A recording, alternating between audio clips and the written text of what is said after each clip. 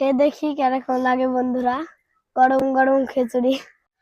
তো আমার দুপুরের খাবারের জন্য এখন রান্না করবো আমি। তো এই যে কড়াটায় আমি নেওয়ান দিয়ে নিছি, এবার আমি রান্নাঘরে গিয়ে রান্না করব। তো আমি খিচুড়িটা রান্নার জন্য এবারটা এরকম গোশটা ভালো করে আউজি কষি নেব। তো গোশটা আমি দিয়ে দিলাম কড়াইতে। এই যে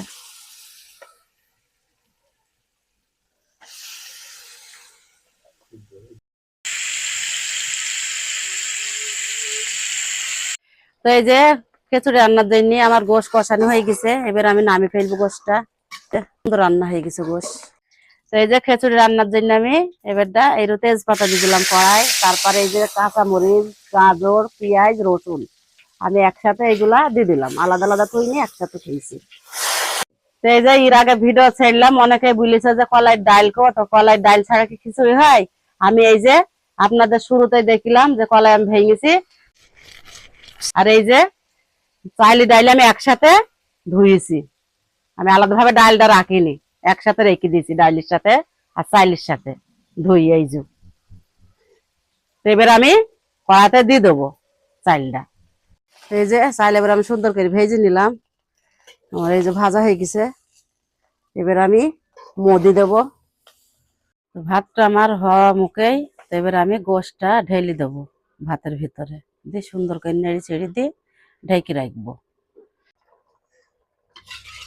ভাত আমার হয়ে গেছে, এবার ভাতটা আমি বেড়ে নিচ্ছি গামলায়।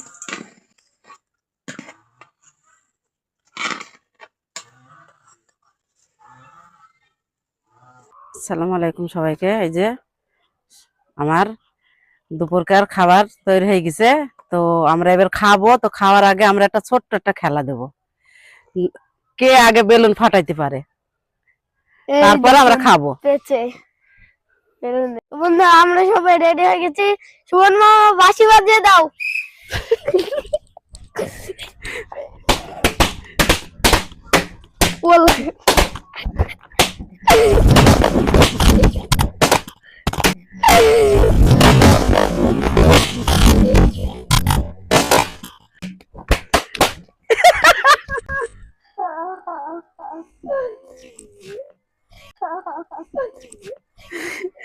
আমি ফার্স্ট, তো বেলুন ফাটানি খেলায় আমি ফার্স্ট হয়েছি, সাহিরাজ হইতে পারিনি। তো সাহিরার এখনো 7টা বেলুন আছে এই যে, আর আমি সম্পূর্ণ সবই ফাটিছি। তো আজকের বিজয় হয়েছে আমি, কারণ বড় কথা না, আমরা খাবো দুই ভাই পুতেই। তো একটু খেলাটা দিলাম আপনাদের একটু আনন্দ দেওয়ার জন্য। তো সবাই ভিডিওটা শুরু থেকে শেষ পর্যন্ত দেখবেন, আমরা এবারটা খাবো। তো চলুন। তো বন্ধুরা এই যে আমাদের আজকের খাবার হয়েছে খিচুড়ি ব্রয়লারের গোশ দি। এই যে খেলার পরে এবার আমরা দুই মাইপু খাবো। তো খেয়ে দেখি কেরকম লাগে বন্ধুরা, গরম গরম খিচুড়ি। গরম গরম খিচুড়ি নতুন কলাই ডাল দিয়ে। বিসমিল্লাহ।